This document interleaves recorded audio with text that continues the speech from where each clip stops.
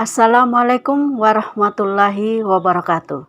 Saya CGP Rosmaini, Angkatan 4 dari Kabupaten Konawe, Provinsi Sulawesi Tenggara.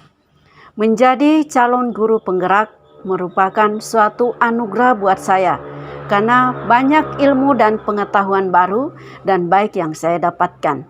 Saya menjadi guru yang memiliki potensi, yang mampu memajukan dan menggerakkan, serta menjadi inspirasi bagi seluruh stakeholder dalam satuan pendidikan. Banyak hal positif yang saya dapatkan dengan mengikuti calon guru penggerak yang berdampak pada lingkungan sekolah. Berkolaborasi dengan semua stakeholder dalam satuan pendidikan menjadi salah satu hal utama yang saya lakukan sebagai calon guru penggerak. Saya harus mampu menyampaikan dan mengimplementasikan secara nyata dalam praktek tingkah laku serta perilaku kehidupan saya secara detail, sehingga ilmu dan pengetahuan yang saya dapatkan dalam program guru penggerak akan menjadi contoh dan tauladan bagi seluruh stakeholder dalam satuan pendidikan, sehingga dapat diterapkan secara berkesinambungan dan terus-menerus dalam lingkungan sekolah. Contoh, saya melakukan pembelajaran yang selalu berpihak pada murid, serta membentuk komunitas praktisi yang mampu memecahkan setiap masalah yang ada pada lingkungan sekolah, baik secara individu maupun kelompok, serta berkolaborasi dengan rekan sekolah pada setiap kegiatan guru penggerak yang tidak terlepas dari konsultasi dari pimpinan saya, dalam hal ini kepala sekolah. Sebagai seorang guru, kita tidak terlepas dari setiap masalah dalam lingkungan sekolah, baik masalah murid, masalah pembelajaran, masalah rekan kerja, dan lain sebagainya. Sebagai calon guru penggerak, kita dituntut sebagai figur yang menjadi contoh dalam setiap aksi pembelajaran dan pendidikan, yang mampu mengambil setiap keputusan yang bertanggung jawab.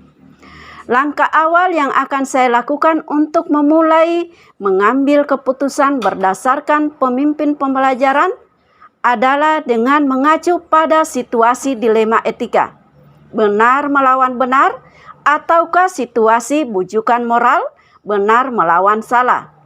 Ketika kita menghadapi situasi dilema etika, ada nilai-nilai kebajikan mendasar yang bertentangan seperti cinta, kasih sayang, kebenaran, keadilan, kebebasan, persatuan, toleransi, tanggung jawab, dan penghargaan akan hidup.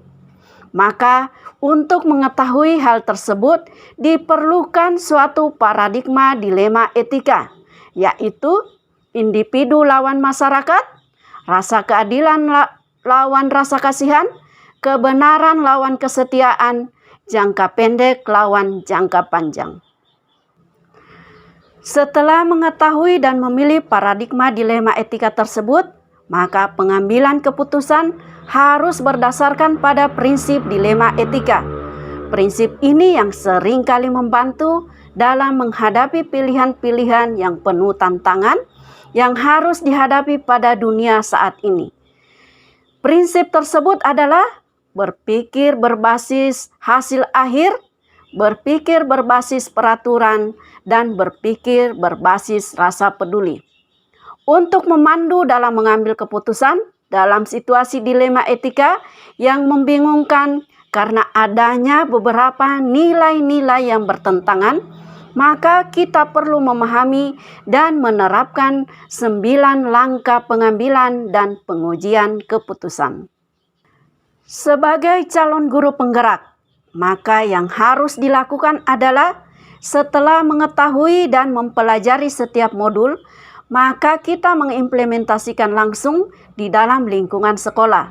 Bagaimana penerapan dari ilmu yang telah kita peroleh, dimulai dengan melihat permasalahan yang terjadi, baik dari murid, rekan sekolah, kemudian memetakan masalah tersebut, apakah mengandung dilema etika atau bujukan moral.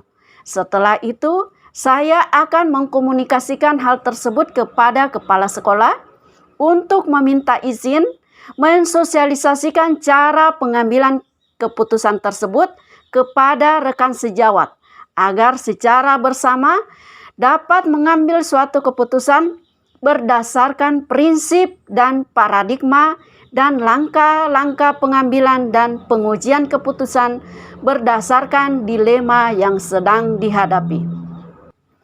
Yang menjadi pendamping saya dalam mengambil keputusan adalah siapa saja, tergantung dengan situasi dan kondisi dari permasalahan yang sedang saya tangani, dan pihak-pihak siapa saja yang terkait dalam permasalahan tersebut.